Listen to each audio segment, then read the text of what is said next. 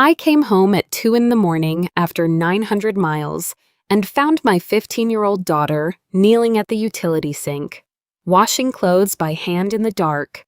The washing machine was running 4 feet away from her. It just wasn't running her things. When I asked where everybody was, she said, "They went to the beach. They left Sunday." Then she stood up, and I saw her wrists. But the bruises weren't what broke me. It was what I found 2 days later in my mother-in-law's prayer journal, where my name was written down as number 4. This story is fiction, but the method is real. Every year, thousands of widowed people in this country are targeted by someone who learns how they take their coffee before they learn their last name. If this makes one person look twice at who's being kind to them right now, it did its job. Stay with me. November 6th, 2025, 2:04 in the morning. I turned onto Weatherby Road with 900 miles behind me, and my house was dark the way houses aren't when people are asleep inside them. Sleeping dark is soft. A porch light left on, the blue flicker of a television nobody turned off. Sleeping dark breathes.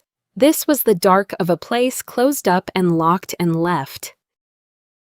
No cars, no porch light, nothing except one thin line of yellow under the utility room door, and the sound of a washing machine running. 26 years behind a wheel teaches you to notice what doesn't match the pattern. A load that rides wrong, a gauge sitting high, a dark house with one light in the wrong room. I'd been ignoring small wrong things in that house for a long time. I was done. I let myself in and walked back to the kitchen. She was kneeling on the concrete at the utility sink, sleeves shoved up, working a pair of jeans against the basin the way you do when there's no other way. A basket beside her, half full. 4 feet away, the washing machine was going, full cycle. Somebody else's towels. Junebug. She came up off that floor so fast she knocked the basket over. 2 things crossed her face, one behind the other. Relief, then something a great deal like panic. "Mom," her voice came out high and thin. "You weren't supposed to be back till Saturday. Run finished early." I nodded at the machine. "Why are you doing that by hand?" She glanced at it, then away, one shoulder up, half an inch. "Miss Lorraine doesn't like my things washed with theirs." I asked where everybody was. "The beach," she said. "They left Sunday." There was a note. It was on the refrigerator under a crab magnet. Curtis's handwriting, 3 lines. "Beach till Sunday, $60 in the mug for food. June knows the routine. No goodbye. No acknowledgement that a 15-year-old had been left alone a week like a plant that waters itself. Just $60 in a mug, the way you'd leave instructions to hold the mail." I folded it along the crease and slid it into my left shirt pocket, where I keep my logbook. The pocket for things I might have to prove later. Then I went back to the utility room. "Go wash your hands, baby. I'll finish." She looked at me like I'd said it in a language she didn't speak. "Mom, it's fine. I've only got a few more, June." I kept my voice the way you keep a truck on ice. Slow, even, no sudden moves. "Go wash your hands. I've got it." She opened her mouth, closed it, set the wet jeans on the rim of the sink. "Okay," she said, "just that." And she went. I finished my daughter's laundry at 2 in the morning. When the basket was empty, I shut off the light, sat down on the floor with my back against the wall, and let the dryer hum in the dark. I have carried 80,000 pounds down a mountain in the rain. I have never once sat down on a floor because I couldn't hold something. 5 o'clock came without me sleeping. I'd been at the kitchen table since 3 with coffee going cold, watching the window turn from black to the gray-purple that comes before sunrise in November, When I heard her door open upstairs, I got up and started cooking. Toast with peanut butter and sliced banana. The way Simon made it for her every Saturday morning for 11 years. Cut corner to corner because he said triangles taste better, and she believed him until she was 9. She stopped at the bottom of the stairs when she saw me at the counter. "You're cooking occasionally." I set the plate down. "Sit." She sat in her chair, not the far end, the one that had been hers since she could climb into it. She looked at the plate the way a person looks at something they aren't sure they're allowed to have. "Mom, we should probably talk about eat it first." "But—" "June," I sat down across from her, "it'll go cold. Nothing you have to tell me can't wait 8 minutes." So she ate. All of it. I watched my daughter eat a piece of toast like someone who'd learned not to count on the next one, and I kept my face still, because if I'd let it move, she would have stopped. When the plate was empty, she lined the fork along its edge. Then she started talking. "They get me up at 4:30. Her voice came out level, not asking for anything. Someone reading numbers off a page. Floors, bathrooms, the kitchen. Miss Lorraine checks it after. If the stove isn't right, she makes me do it again while she stands there. She turned the fork a 1/4 inch. She talks about me to Tammy while I'm doing it. Not to me. About me. Like I'm a machine that isn't working right. Keep going. I cook breakfast for the 5 of them. Then I eat standing at the counter. She said it the way you'd say the weather. "The table's for family. The table's for family." At the table Simon built out of reclaimed heart pine. In the house he raised with his own 2 hands. My daughter had been made to eat standing against a countertop. "Junebug." I had to stop and start again. "I called you 17 times. She set the fork down. "I know where my phone is, Mom." She said it gently, which was somehow worse. "Bottom cabinet, behind the big stock pots, under a dish towel. I got it out 3 times. She paused. The 3rd time, Miss Lorraine stood in the kitchen doorway and watched me take it. And she didn't say anything. She just watched. Next day it was somewhere else. "Why didn't you use the house phone?" She looked at me then, and there was something almost like pity in it. "Mom, there are 5 people in this house all the time. You tell me when I was supposed to make that call where nobody could hear it." I didn't have an answer. I still don't. "Your birthday," I said. "Tuesday. Yeah. I called Tuesday night. Curtis said you'd gone to bed." "I wasn't in bed." She looked past me, out the window over the sink. "I was in the backyard, standing outside that window." A pause. "There was a cake. Colton blew out the candles. Miss Lorraine said it was a celebration." Her voice dropped so low I had to lean in. "I don't know what they were celebrating. I figured it probably wasn't me." "Come here, Mom. I'm okay. June Renee, come here right now." She got up, and I pulled my daughter into my arms in the kitchen, where her father used to make her toast, and she was too thin. I could feel every rib through her sweatshirt. She grabbed 2 fistfuls of the back of my shirt and made a sound I am going to be hearing for the rest of my life. Low, wrecked, held in far too long in far too small a space. We stayed like that until it stopped. When she sat back down, she wiped her face with the heel of her hand, rough and fast, her father's exact gesture. Then she pushed her sleeves to the elbow, laid both arms on the table palms down, and let me look. Some were purple, some green, some yellow going brown at the edges. Weeks old, healing. Not one thing, many things, over a long time. "Mom," she was looking at the table, not at me. "You should know they already came." "Who came?" "The people from the county, in February." She finally looked up. "They came and they sat right where you're sitting, and then they left, And nothing happened. So I stopped telling. To understand what that sentence did to me, you have to know what was built here first and who built it. So let me back up. All the way to a lumberyard in Kinston, North Carolina, in the spring of 1996. I was 25, riding as a driver's assistant, learning the road from the passenger seat. I'd come in for pallet strapping. He was at the far end of the yard with the cherry boards, and he wasn't looking at them. He was knocking on them. He'd lift a board, hold it at the balance point, rap it once with 2 knuckles, and listen, then set it down and pick up the next one. He got through 11 boards before he found one he liked. You can hear if it's dry. He didn't look up. You can hear if it's lying. That was Simon Rourke, 34, sawdust in the creases of his knuckles, his grandfather's folding brass rule sticking out of his back pocket. It had words engraved inside the joint. I didn't read them for another 2 years. We married in 1997 at the courthouse in New Bern with 2 strangers off the hallway bench as witnesses.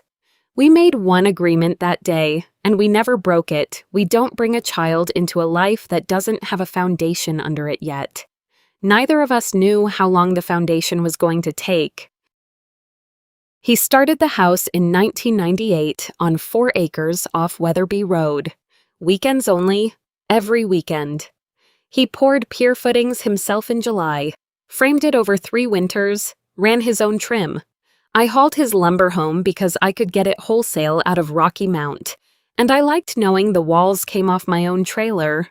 11 years. He finished the porch last. In the spring of 2009, and when he drove the final nail, he sat down on the step and didn't say anything for a long time. "You all right?" "It'll hold," he said. That was all. That was Simon at his most sentimental.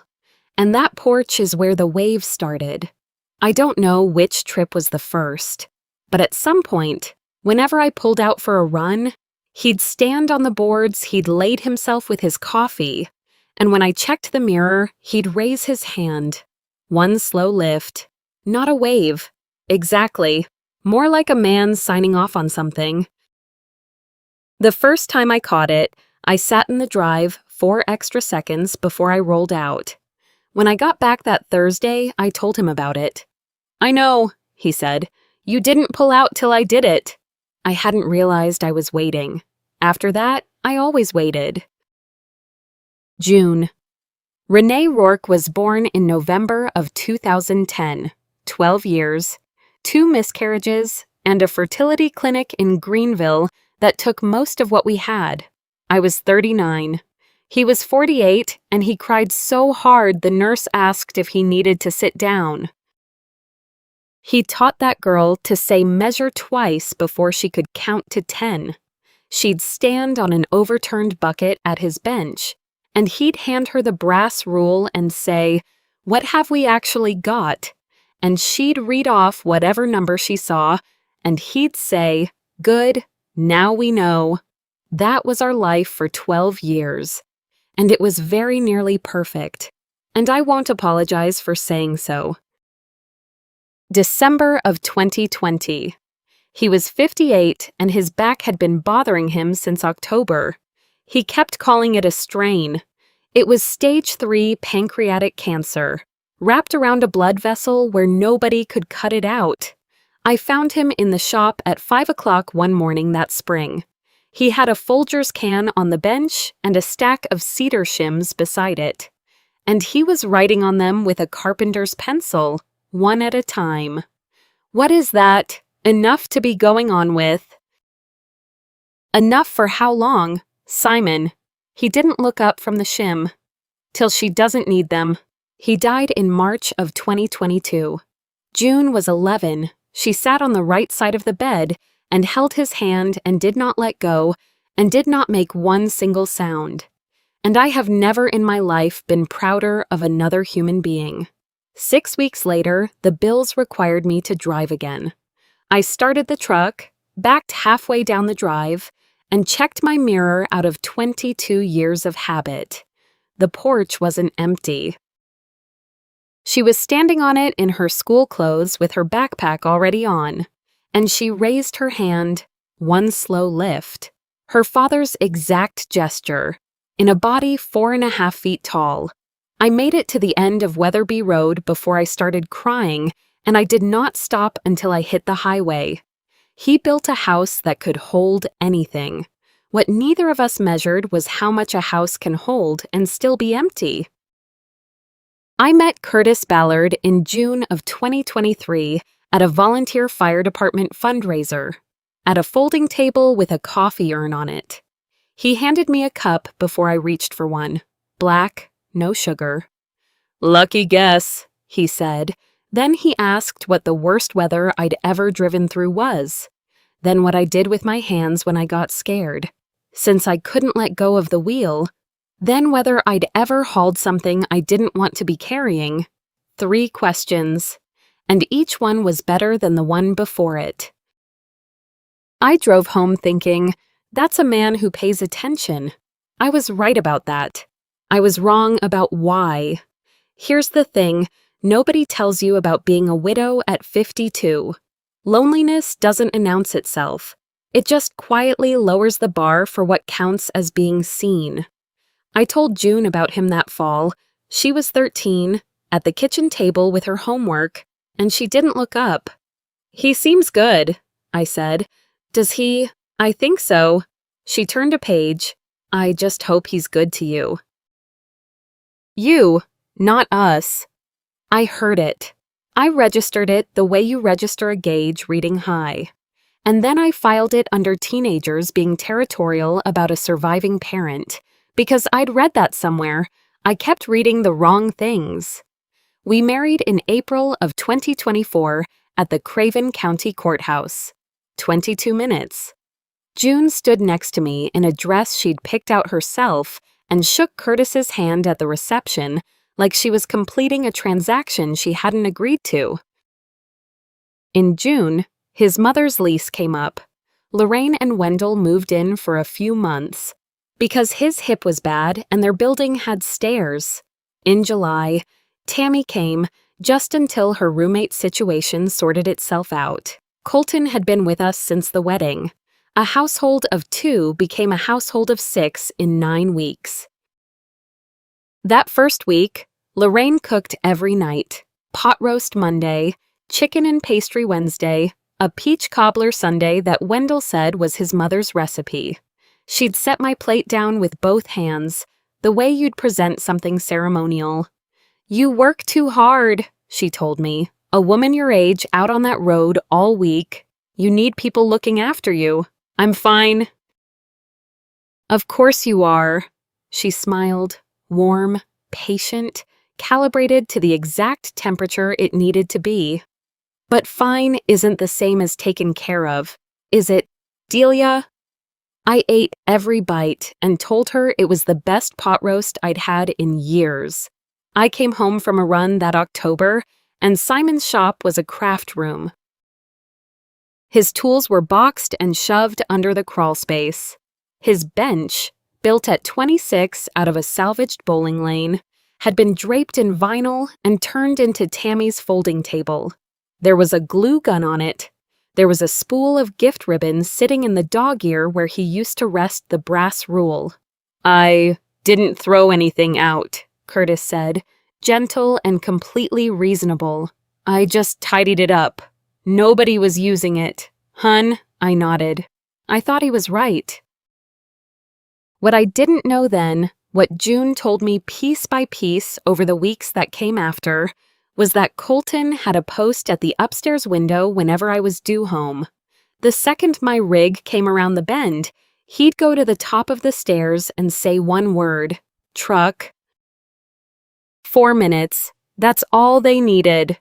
June's plate went from the counter to the table. The television went to something wholesome. Everybody found their marks, and I'd walk through my own front door into a scene staged for me, set my bag down, and say, "It smells good in here." In May of 2025, my phone buzzed at a rest area outside Emporia, Virginia. A video from Curtis, 11 seconds. June shoving Colton into the porch rail. I called. She came to the phone. Did you push him? The pause before she answered lasted long enough to break something. Yeah, I did. That is not who we are in this family. You understand me? I know, she said. Flat, quiet, a person hearing a verdict and waiting for the sentence. I never once asked what happened in the 10 seconds before Colton hit record. When I got home 2 days later, I sat her down. She wouldn't argue. She wouldn't even defend herself. It won't matter what I say. Mom, it's already decided. Nothing's decided. Talk to me. Okay, she said. And then she said nothing else. I thought I was raising a difficult teenager. I was raising a kid who had already stopped expecting to be believed.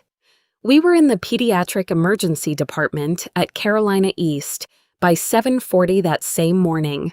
June fought me the whole way there. Mom, I'm fine. Don't make this a thing. I'm not making it a thing.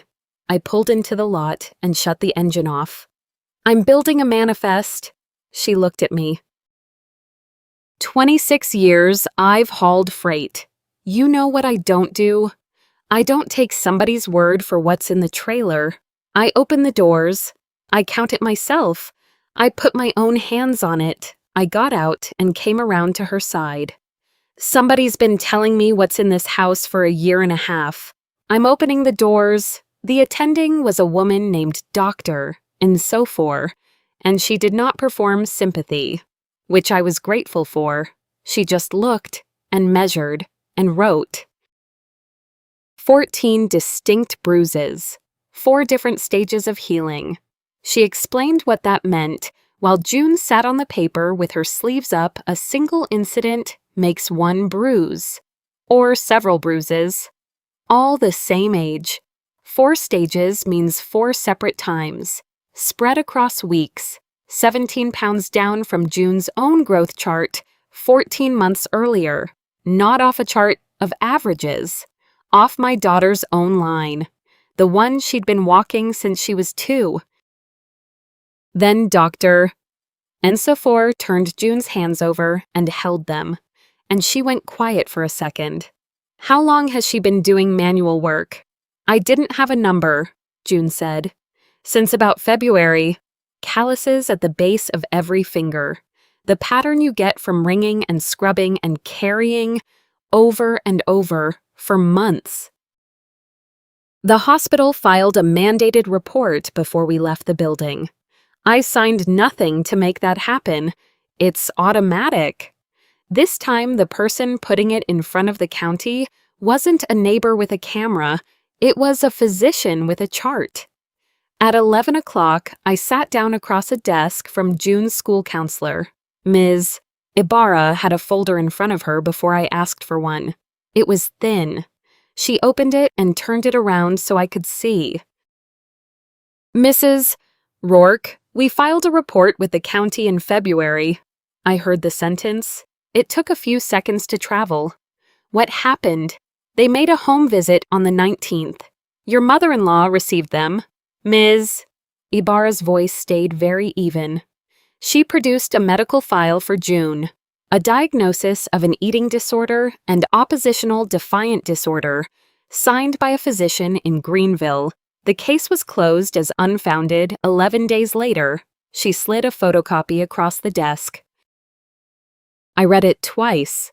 At the bottom, on the line marked Parent/Guardian Acknowledgement, was my signature. It was good.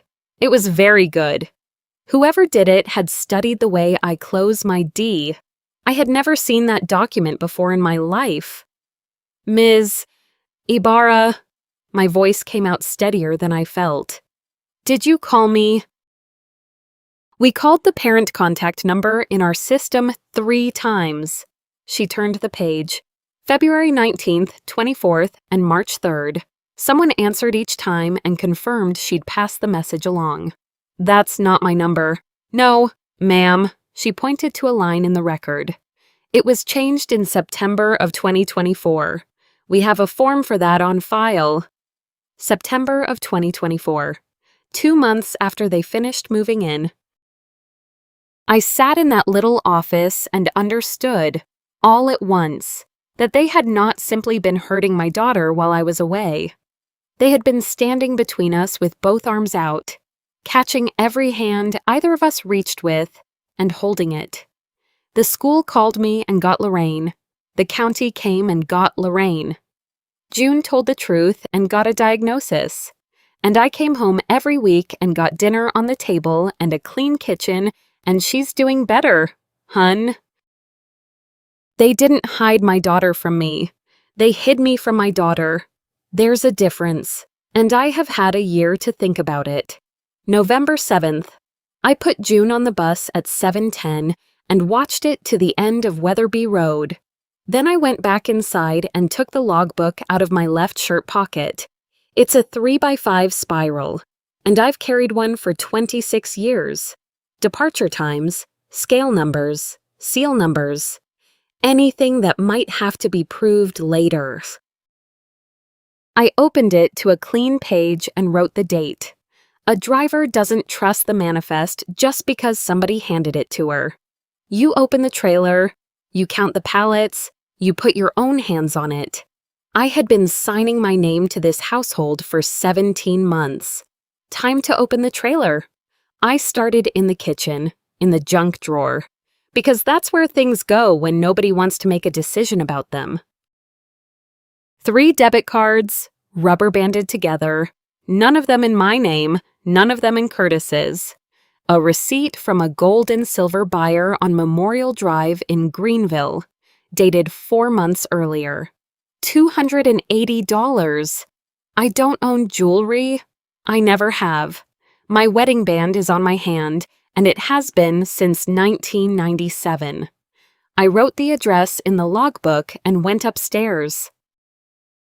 Lorraine's room was the guest room, the one Simon trimmed out in 2007. Her nightstand had 2 drawers. The bottom one had a Bible and a pill organizer in it. The top one had a folded scarf, and lying on the scarf, the way a thing lies when it belongs where it is, was Simon's brass rule. I picked it up. My hands weren't steady, and I let them not be.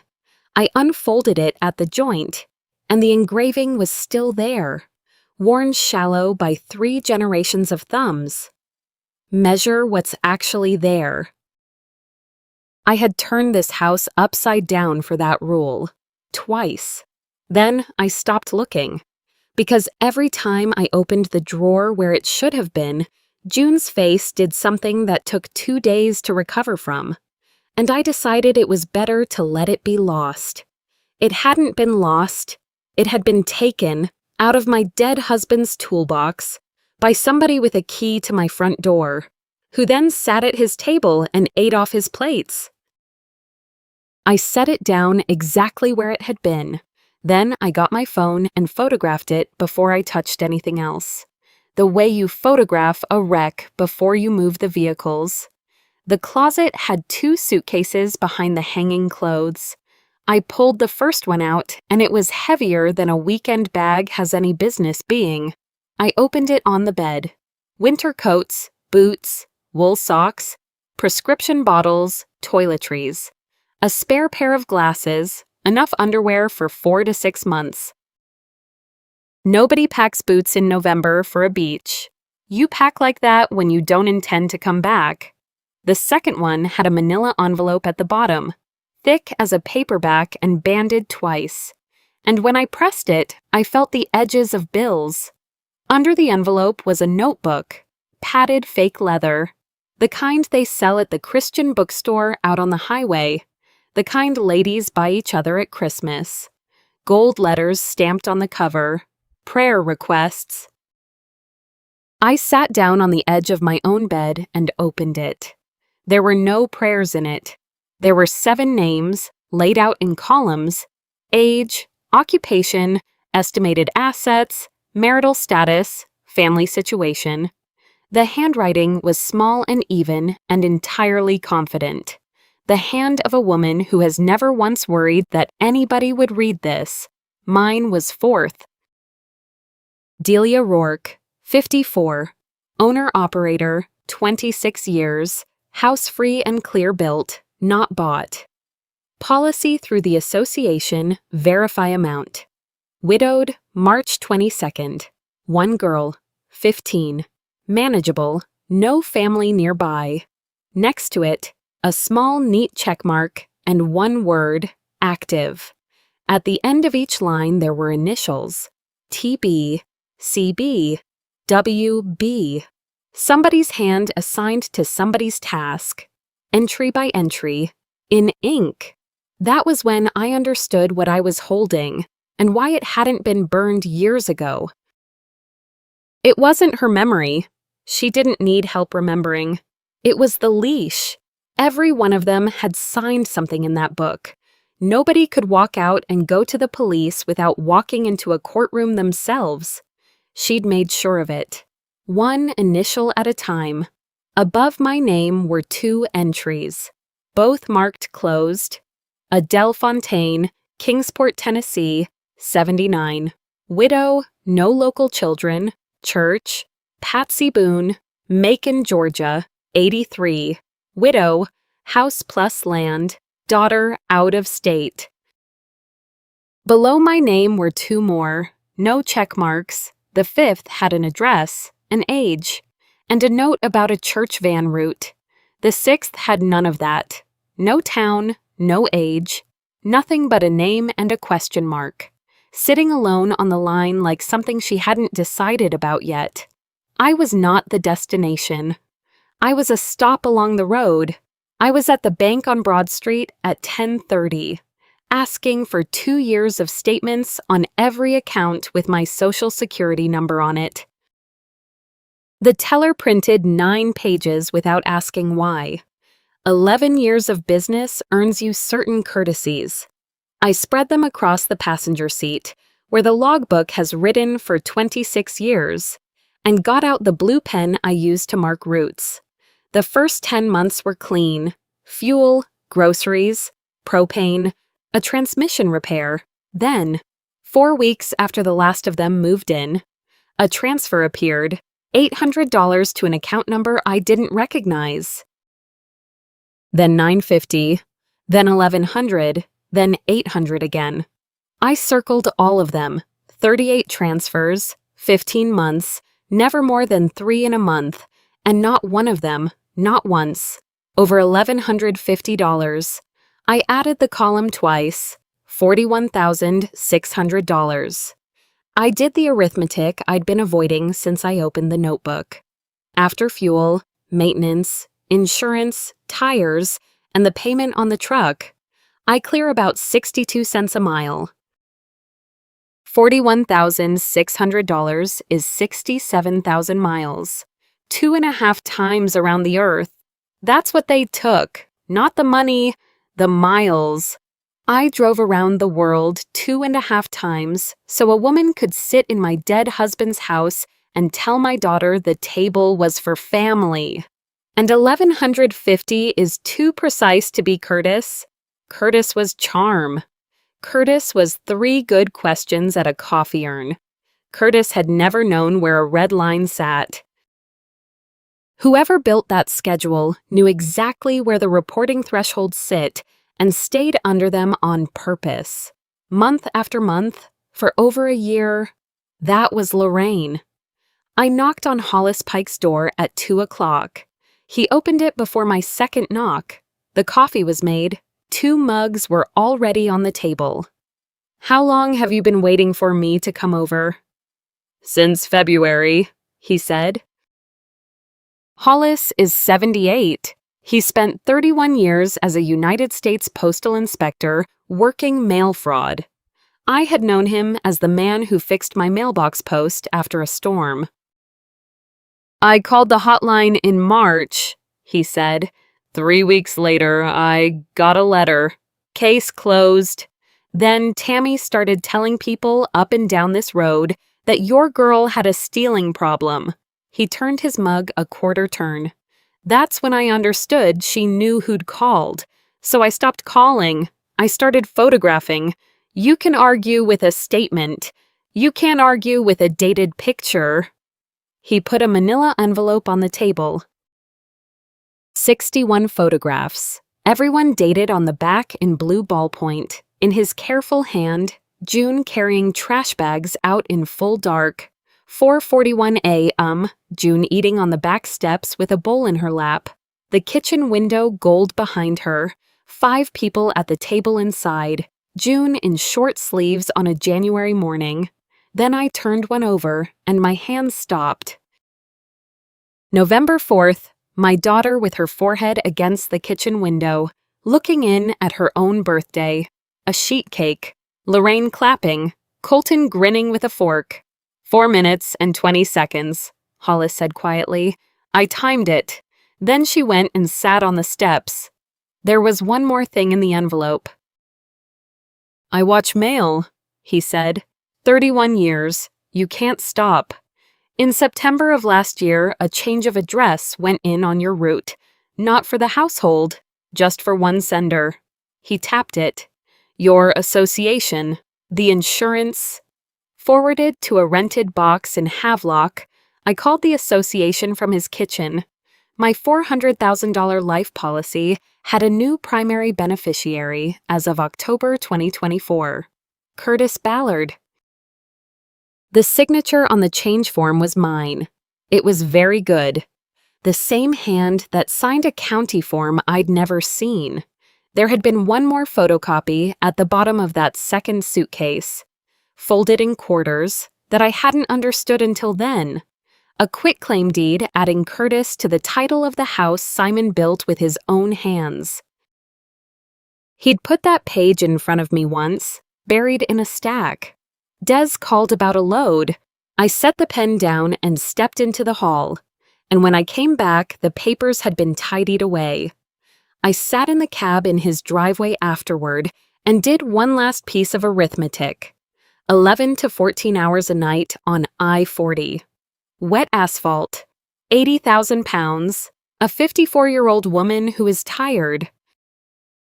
Putting that pen down to answer Des's phone call was the luckiest thing that ever happened to me. Not because it saved my house, because, in their arithmetic, I was worth more dead than married.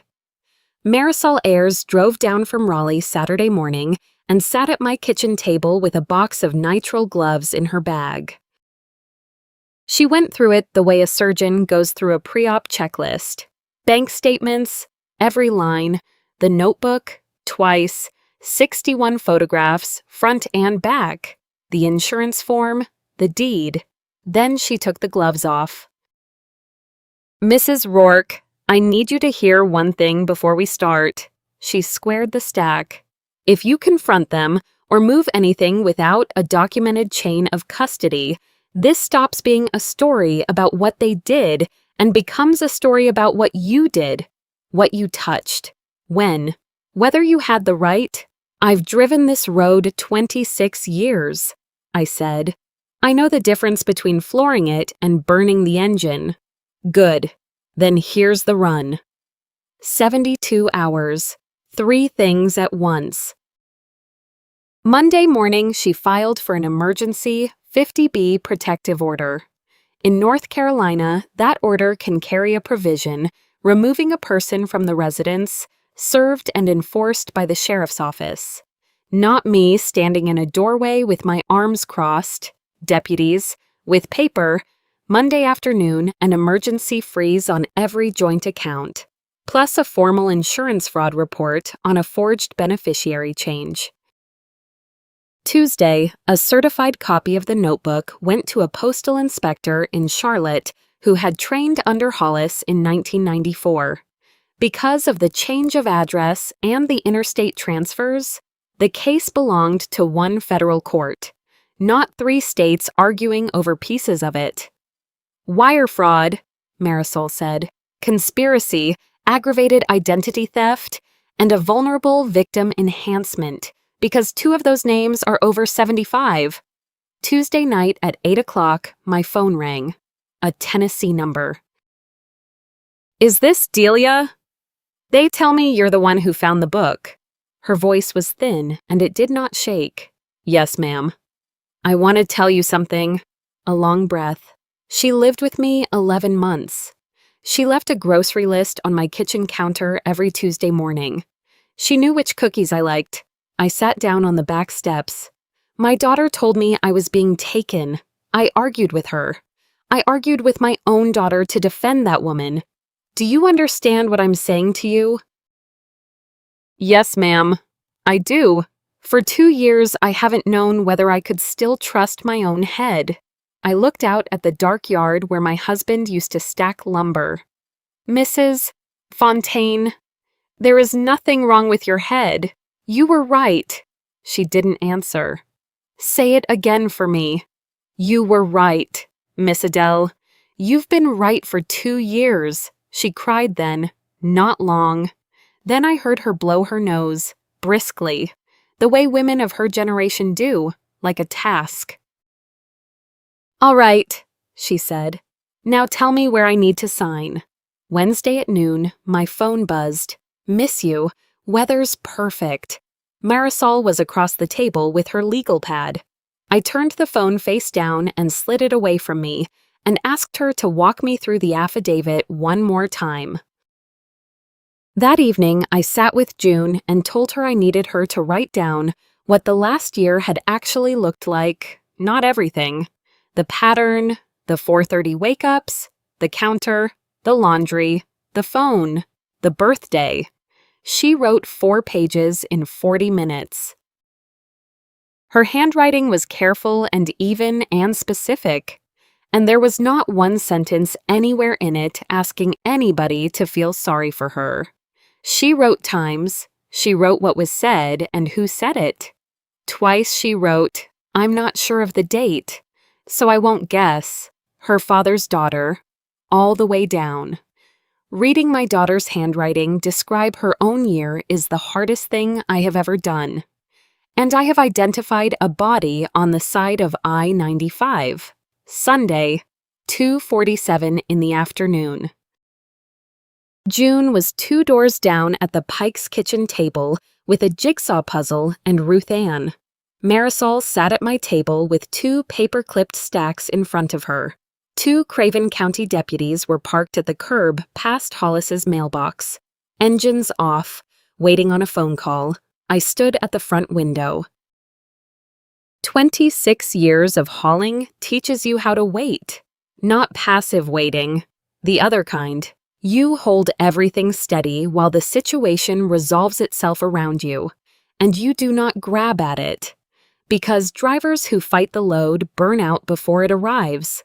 I have been told I am very good at holding still. It has not always been a compliment. The rental car turned onto Weatherby Road at 2:51.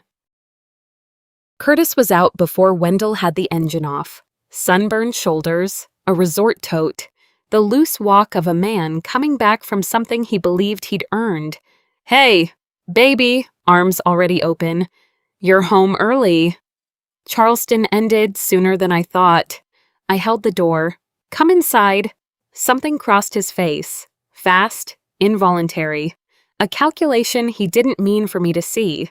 Gone in under a second. They came up the walk laughing. Tammy last, with a duty-free bag, saying something to Colton. The laughing stopped at the threshold. Marisol stood up. "Mr. Ballard, I'm Marisol Ayers, family law, representing Delia Rourke." She set the first document on the table, a 50B protective order, signed Monday, covering June Rourke, with a provision requiring every adult in this house to vacate the residence today. Then the second, every joint account frozen since Monday afternoon. Then she put the prayer journal down in the center of the table. The room changed. Lorraine looked at that notebook, and her hand went to her throat. Not a dramatic gesture, the small automatic reach of a person checking whether something is still where she left it. And then 40 years came off her face. The church warmth, the grandmother patience, the woman who remembered everybody's coffee order, All of it slid off at once, and what was underneath had been sitting there the whole time, perfectly still, waiting to be needed. "Where did you get that?" It wasn't a question. "Left suitcase," I said. "Under the envelope." She looked at me for a long moment, not with hatred, with assessment. The appraiser's eye she had used on every name in that book. "I see," she said. "I know you do." Marisol said, "Walk them through the rest." And I went out to the porch, Simon's porch, spring of 2009. Des handed me a coffee, black, no sugar, the way I've taken it for 30 years. "I'm going to say this one time," she said, "and then we're going to go do the work. Say it. You were home every week, 52 weeks. That girl lost 17 pounds, and you sat across a table from her and saw a kid who was growing." I didn't say anything. "You're not blind, Delia. You chose not to look, because the second you looked, you'd have to blow up the only thing standing between you and that empty house." Behind me, I could hear Marisol's level voice moving through the paperwork. "You want me to take it back? No," I said. "I want you to say it again on a day when I try to forget it." Des picked her coffee back up. "All right, now let's go get your girl's life back." At 8:50 that night, Marisol's phone lit up on the table. "Tammy," she said, and put it on speaker. "I want to cooperate. I need to know what that means for me first." The next morning, Tammy Ballard sat down with a court-appointed attorney and talked for 4 hours without stopping. The rotation schedule, who handled June on which days, the 4-minute reset when my rig came around the bend, the account numbers, and the name of the person who set the transfer ceiling at 11:50. She kept that book so that if I ever opened my mouth, I'd go to prison right alongside her. Tammy said, "Problem is, I stopped being scared of prison." Curtis tried an ATM. Monday, declined. Tried a second account at noon, declined. Tuesday, he bought a one-way ticket to Fort Lauderdale. He did not reach the gate. 2 deputies were at the security checkpoint with a warrant for violation of a protective order and felony larceny. That Sunday night, before any of that, Ruth Ann Pike knocked on my door with a pan of buttermilk biscuits still warm under a towel.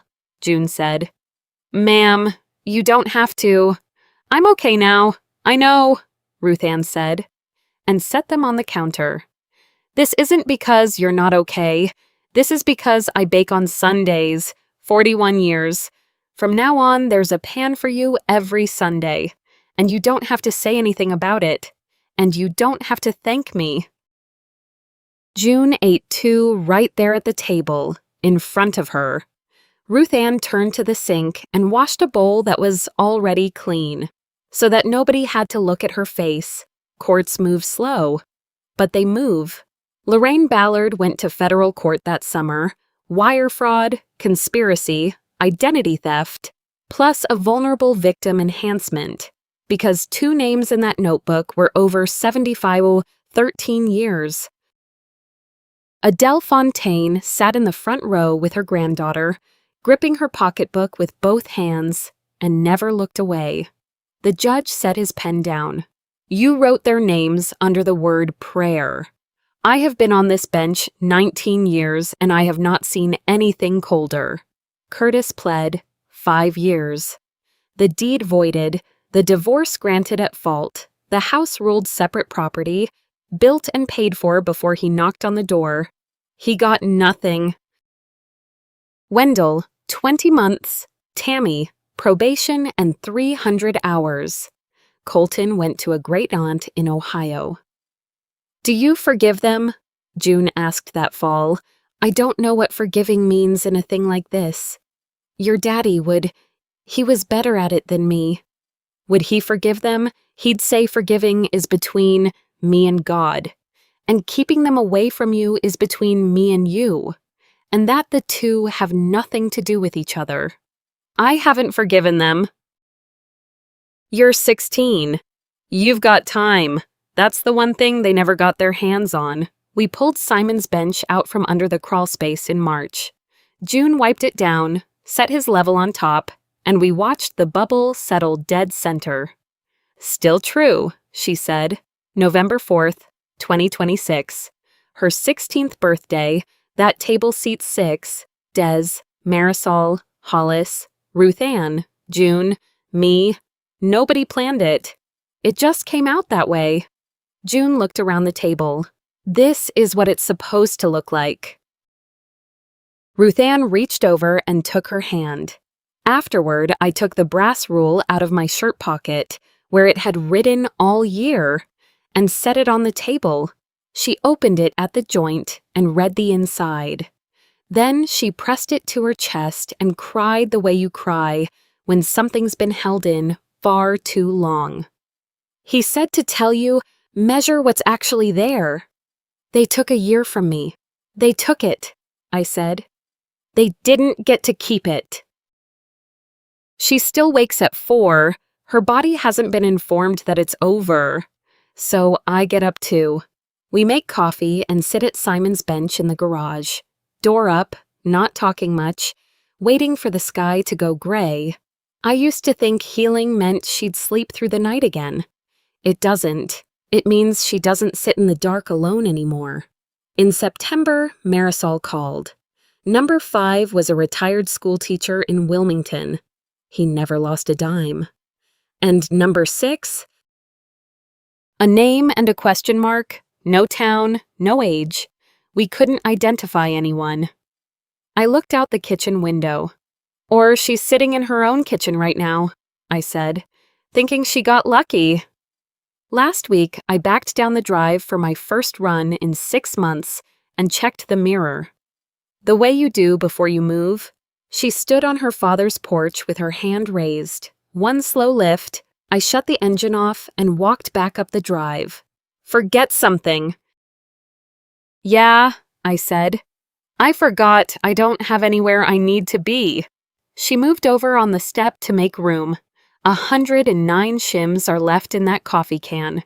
She reads one every morning at 4, and everyone ends the same way. Still proud. Dad, he wrote enough to last. He always did measure right. If you had been Delia standing in that laundry room at 2 in the morning, who would you have called first? Her lawyer? The county? Or the neighbor 2 doors down who'd been watching the whole time? Tell me in the comments. I read every one of them. And if you've ever been the neighbor, the one who noticed something and wasn't sure whether it was your place to knock, say so below. Somebody reading this needs to hear that you exist. If June's story stayed with you, subscribe. We tell one of these every week, ordinary people who stopped absorbing and started paying attention. Thank you for staying to the end. It means more than I can say.